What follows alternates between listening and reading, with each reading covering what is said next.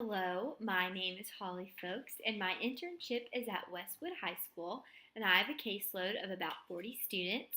My caseload are students that have some type of DSS involvement, whether that's foster care or family intervention services or some other type of involvement, and graduating seniors. And I'm going to talk about how the core competencies of social work apply to my internship. Competency one is to identify as a professional social worker and conduct oneself accordingly. And I do this by showing up to my internship on time and dressing in business casual. I've been mistaken as a student, so in order to get the respect that I need from teachers and administrators and students, I might have to dress a little more formal than, say, some other teachers or administrators that look older.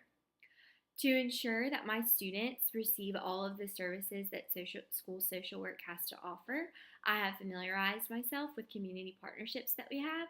We offer tutors, transportation, food boxes, and food bags. And each one of these services is offered to my students each time we meet. No matter if they've declined them in the past, you never know what can happen between a time we meet and another time we meet. And I try to meet with my students at least once a quarter. And I'm being a lifelong learner because I'm constantly seeking out new learning experiences and saying yes to things I've never done before. A couple weeks ago, my supervisor asked myself and the other interns if one of us wanted to call DSS to report education neglect. And I eagerly said yes because I had never done it before, and I thought this would be a great chance to learn how to report educational neglect. So now I know how to do it, and that's how I'm seeking out lifelong learning experiences. Competency involves ethical dilemmas. The biggest ethical dilemma that I have faced was with our backpack program, and we provide backpacks for students that don't have enough food on the weekends, and it's a no questions asked type of program. We just say, would you like a backpack? They answer yes or no, and that's it. And I have spent multiple days, my whole day has been devoted to doing backpacks, whether that's stuffing the backpacks, documenting the backpacks, asking about backpacks, emailing teachers about backpacks. Most of my internship is spent doing backpacks. And one of my students came up to me and told me that another student was selling his food from the backpack. And this infuriated me because I have spent so much time with these backpacks. I felt like it was a breach of trust. And I really had to remove myself from that situation because it was a conflict of interest, in my opinion, because I felt like my heart and soul has gone out to these backpacks. So the other interns and my supervisor primarily worked on that issue. And that's really the biggest ethical issue that I have faced. And I feel like next time I'd probably take a step back so I would be able to be directly involved in the decision making with that. 3 deals with critical thinking. One morning I was logging students who had gotten snacks, and I noticed this one name kept on coming up. She had received a snack like every day for a week. And I checked to make sure she was on our backpack program, and she was. So I asked my supervisor, Miss Bunch, to see if we could add her to get a food box for her family for the weekend, and Miss Bunch said yes. So all I had to do was ask this student, and not even an hour later, she comes in our office, shocker, to get a snack. And asked her right then and there if she wanted a food box, and she said yes. And after she left, my supervisor praised me for just noticing and thinking that she would need a box. 4 discusses dealing with diverse population, which is something that I lack experience in. I'm from a homogenous suburb outside of Nashville, so something I struggle with is privilege, and as a white woman, are my students going to be receptive of my help? And something that I can do is empathize with them. I can be honest and say, I might never have to experience what you're experiencing, but I can empathize with you, and I want to work with you to help you. And that's how I'm trying to work with diverse populations. Advance human rights and social and economic justice by empowering my students and letting them know their situation now doesn't define their future.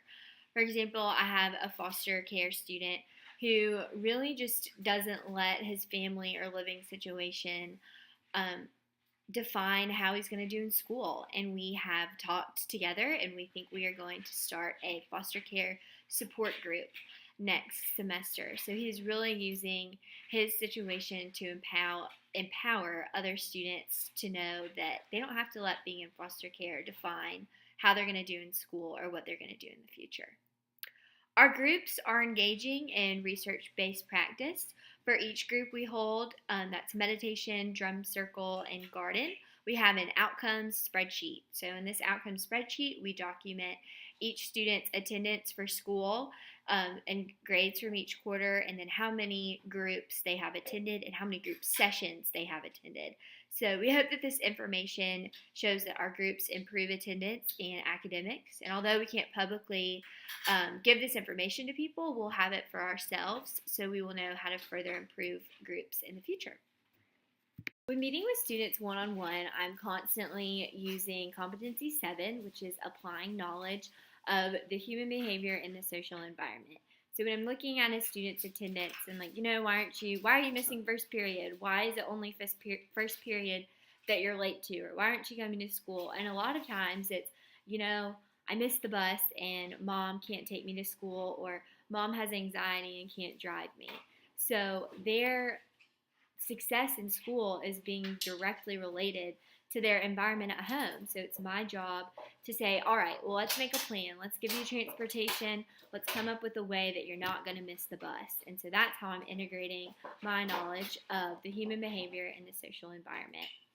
And to engage in policy practice to advance social and economic well-being and to deliver social work services, I'm working with the Learning Support Service team, and that consists of the social worker, the school psychologist, the school nurse, the director of special education, and the 4 school counselors. And all of us meet twice a month and discuss high-risk students and talk about different intervention plans we've used for those students, talk about different policies, really just working together and discussing different policies because each one of those team members have a specialization in something else.